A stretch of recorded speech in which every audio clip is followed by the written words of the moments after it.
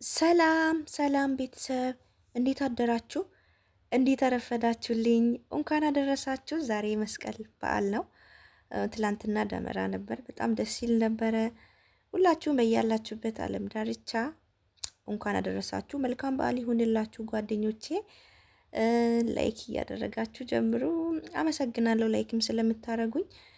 ምንድን ነው ዛሬ ይዤላችሁ የመጣሁት ብዙ ልጆች እየጠየቃችሁኝ ያላችሁ የዛሬ ዓመትም ሰርቻለሁ ስለ አፉ ማለት ነው። አንዳንዶቹ አፉ ምንድን ነው ለምትሉኝ፣ አፉ ማለት ያው የአረበኛ ቋንቋ ነው፣ ይቅርታ ነው። ያው ህገወጥ የሆኑ ሰዎች ራሳቸውን ህጋዊ እንዲያደርጉ ይቅርታ ያደርጋል በየጊዜው ማለት ነው። ብዙ ልጆች ደግሞ ወደ አገር ቤትም ለመግባትም ይሆናል ወረቀትም ለማሰራት እየጠየቃችሁኝ ስላላችሁ ነው ይዤላችሁ የመጣሁት ማለት ነው። ለጓደኞቻችሁ ሼር አድርጉ ማለት ነው። ምንድን ነው እሱ በስንት ጊዜ ነው? የዛሬ ዓመት ነበር። አዎ እኔም አስታውስ ነበረ። ቪዲዮም ሰርቼ ነበርን። አፉ የዛሬ ዓመት ነበርና አፉ በየጊዜው በየዓመቱ አይደለም ጓደኞቼ፣ በአራት ዓመት አንዴ ነው። ሌላ አረብ ሀገርም ስንት እንደሆነ አላውቅም፣ ግን የሆነ ጊዜ አስታውሳለሁ እዚህ ሳኡዲም ብዙ ልጆች ሲረባረቡ ነበረ ራሳቸውን ህጋዊ ለማድረግ ማለት ነው። አይታችሁ ከሆነ በስንት ጊዜ አንዴ ነው የሚመጣውና እንጂ በየአመቱ አይደለም። የጆርዳን በአራት ዓመት አንዴ ነው እንጂ መቼ ነው ላላችሁ ልጆች ገና ነው። የዛሬ ዓመት ነበረ። ገና 3 ዓመት ይቀራል ማለት ነው። እንግዲህ በትዕግስት መጠበቅ ነው። በነገራችን ላይ ውጭ ላይ ብቻ ጠፍቶ የሚሰሩ ብቻ ሳይሆን ሁሉም ኮንትራት ቤት ያሉ ምንድን ነው እሱ ያው ታውቁታላችሁ። በተለይ ጆርዳን ላይ መኖሪያ ፍቃድ ማሰራት አይወዱም እና እነሱም እቺን አጋጣሚ ተጠቅመው ነው በብዛት የሚያሰሩ ማለት ነው። ምንድን ነው እሱ ሲያሰሩ ያው ቅጣት ምናምን የለባቸውም። ያለምንም ቅጣት ነው ከፍሎ ብቻ ማሰራት ነው እንጂ እንደዚህ ጠፍቶ የሚሰሩ ምናምን ብቻ አይደሉም። እኛም ለእኛም እንደዛ ነው ማዳሞች የሚያሰሩ ማለት ነው። የ2 ዓመት የ1 ዓመት ያላሰሩ ይችን ጊዜ ጠብቆ ያሰራሉ። ለምን ጥሩ ነው ማለት ነው።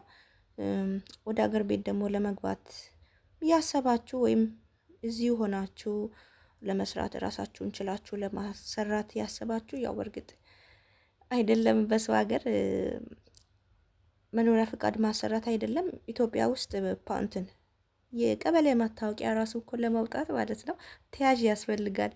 ምንም ተያዥ ከሌላችሁ መታወቂያ ማውጣት አትችሉም። በነገራችን ላይ አዲስ አበባ ውስጥ የክፍለ ሀገርን አላውቅም። አዲስ አበባ ውስጥ ከክፍለ ሀገር መታችሁ ግዴታ የአዲስ አበባ መታወቂያ ያስፈልጋቸዋል። የአዲስ አበባ መታወቂያ ደግሞ ለማውጣት ተያዥ ቤት ያለ ሰው ምናምን ነውና በጣም ነው የሚገርመኝ። መታወቂያ እንኳን ሀገራችሁ ውስጥ ሆናችሁ መታወቂያ ለማውጣት ራሱ ብዙ ፕሮሰስ ነው ያለውና የሰው ሀገር ደግሞ ራሳችሁን ችላችሁ እንደዛ አይነት ነገር ስታሰሩ አንደኛ እንትን ወኪል ያስፈልጋል። የዚህ ሀገር ዜጋ መሆን አለበት ምናምን ያው እናንተ ታውቁታላችሁና የምታወጡት ብር አለ ምናምን ነገር ማለት ቀላል አይደለም። እንደዛ ማሰራትም ጥሩ ነው። ግን ያው አንዳንዶቹ እንደዛ የምታሰሩም ትኖራላችሁ። ግን በብዛት 2 ዓመት ሆነኝ ውጭ መስራት ከጀመርኩ 3 ዓመት ሆነኝ፣ 1 ዓመት ሆነኝ። ኢትዮጵያ መግባት ፈልጋለሁ መቼ ነው አፉ ብላችሁ ብዙ ልጆች ያው ተጨንቃችኋል። እንግዲህ በትዕግስት መጠበቅ ነው። በነገራችን ላይ ጆርዳን ውስጥ ባለፈውም ቪዲዮ ሰርቼ ነበር እና ብዙ ልጆች እስር ቤት ነበሩ ብላ አንድ እህታችን ቪዲዮ ሰርታ ነበር። እኔም ወደ እናንተ አድርሼ ነበር እና እንደ ሌላ አገር አይደለም። ምን መሰላችሁ? እነዚህ እስር ቤት የሚቆዩት ልጆች ምንም አይነት ብር ሳይዙ ይገቡና የቲኬት ብር የላቸውም። የቲኬት ብር ደግሞ ከሌላችሁ ማንም ሊያሳፍራችሁ አይችልምና እዛው እስር ቤት ትንከራተታላችሁ። ሁሌም አንደኛ ህገወጥ መሆናችሁን ካወቃችሁ ውጭ ጠፍታችሁ የሚሰሩ ከሆነ ብር ነገር ለምታውቁት ሰው ለጓደኞቻችሁ መስጠት መያዝ ነው። በቃ ራሳችሁን ዝግጁ አድርጉ።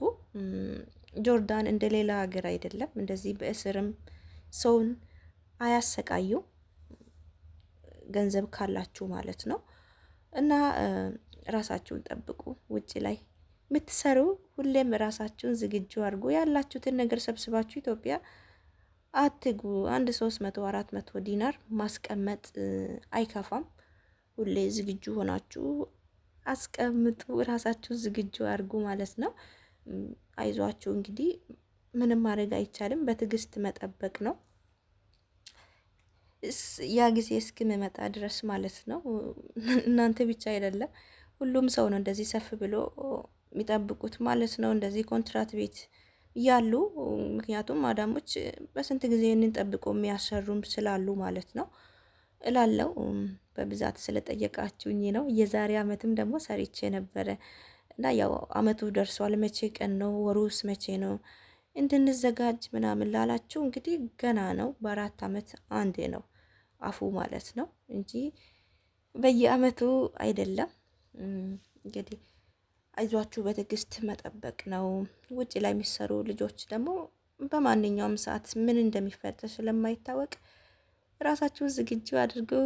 ሁለተኛ ደግሞ እንደዚህ ጥሩ ቤት ደግሞ ካጋጠማችሁ አንድ ቤት ስሩ እህቶች። አንዴ ውጭ ከወጣችሁ አንድ ቤት ተረጋግታችሁ ከሰራችሁ ተጠቃሚ ነው የምትሆኑት። አንደኛ ማለት ጥሩ ነው አንድ ቤት መስራት ማለት ነው። ጥሩ ሰው ካጋጠማችሁ እንደዛ አድርጉ። የኢጃዛ ቤት ምናምን የሚባለው ነገር አትውጡ። ምንም ቤታችሁ ውስጥ ስራ ከጨረሳችሁ ቢያንስ 30 ደቂቃ ታርፋላችሁ ብዬ አስባለሁ አንዴ ውጭ ከወጣችሁ። ምክንያቱም የሰው እይታ ላይም አትገቡም እና ቤት ውስጥ ከሆናችሁ ደግሞ አንድ ቦታ የምትሰሩ ከሆነ እንግዲህ በቃኝ ብላችሁ ሲጨርሱ ራሳችሁ ሄዳችሁ ለፖሊስ እጃችሁን ትሰጣላችሁ። እስከዛ ግን ውጭ ምናምን አትንቀዥቀዡ፣ ራሳችሁን ጠብቁ። ጥሩ ሰው ካገኛችሁ ደግሞ አንድ ቤት ስሩ ይሻላል ከኮንትራት ቤት። ያው በብዛት ኮንትራት ቤት ከሚሰሩ ይልቅ ያው ውጭ የሚሰሩ ነው የሚበዙት እና ከኮንትራት ቤት ይልቅ በጣም በብዛት ያለው ውጭ የሚሰራ ነው። ምክንያቱም በቃ ታውቃላችሁ የጆርዳን ማዳሞች በጣም ነው የሚያጠዙት። ደፋር የሆኑ ልጆች ጥሎ ነው የሚወጡት። ምክንያቱም ከነሱ ጋር ምን እንትና አስባላችሁ በቃ እድላችሁም መሞከር ነው። ምክንያቱም ለነገሩ አንደኛ ለመጥፋትም ደፋር መሆን ያስፈልጋልና እኔ ጥፉ እያልኩ አይደለም፣ ግን የጠፋችሁ ፈጣሪ ይጠብቃችሁ። አንዳንዶቹ ደግሞ ውጭ ነጻነት አለ ምናምን አለ ሲባል ወሬ ሰምታችሁ በሚዲያ አትጥፉ። ኮንትራት ቤት ሆናችሁ ጥሩ ማዳም ካላችሁ ጥሩ ደሞዝ ምሰጥ ከሆነ ማለት ጥሩ ደሞዝ ሰን ያው የጆርዳን ደሞዝ የታወቀ ነው። ደሞዛችሁ ወሯን ጠብቃ ምሰጥ ከሆነ ምግብ ካለ ማትጨቀጭቃችሁ ከሆነ አትጥፉ እህቶቼ። መጥፋትም ቀላል አይደለም እህቶቼ፣ ሪስክ አለው። አሁን ለምሳሌ ብትታመሙ ምናምን ሐኪም ቤት ስትሄዱ ብዙ የምትጠየቁት ነገር አለና እሱም ማሰብ ነው። ብዙ ገንዘብ ያችኛው ገንዘብ ብቻ ነው እኛ የምናስበውና የገንዘቡ ብዛት ሳይሆን የራሳችንም ደህንነት ማሰብ ነው ያለብን። አንዴ ደግሞ የወጣችሁ ፈጣሪ ይጠብቃችሁ። ጠንካራ ጀግና ነው መሆን ያለባችሁ። እንደዚህ ጓደኛ ምናምን አታብዙ። ራሳችሁን ጠብቁ። የኢጃዛ ምናምን ያው ጆርዳን እንደዛ አይነት ነገር በብዛት የለም። እኔም ሰምቼ አላቅም። ሁሉም የዓላማ ሰው ነውና ስጠፉ ራሱ በጣም ብዙ ስቃይ አይተው ተሰቃይተው ምናምን ስለሚጠፉ ችግርን በደንብ ነው የሚያውቁት። ስጠፉ ጠፍተው ውጭ ሲሰሩ በጣም የበለጠ ጎበዝ ነው የሚሆኑት እና እናንተ በጣም ጎበዝ እንደሆናችሁም አውቃለሁ። ራሳችሁን ጠብቁ እላለሁ እህቶቼ። ለጓደኞቻችሁ ደግሞ ሼር አድርጉ። አዳዲስ የሆናችሁ ደግሞ ሰብስክራይብ ላይክም አድርጉ። ስለሚታበረታቱኝ አመሰግናለሁ። እንግዲህ ያቺኛዋ ጊዜ እስክትመጣ ድረስ እንግዲህ በትዕግስት መጠበቅ ነው እህቶቼ። ሁላችሁም በያላችሁበት ዓለም ዳርቻ ሰላማችሁ ይብዛ። ወዳችኋለሁ። ቻው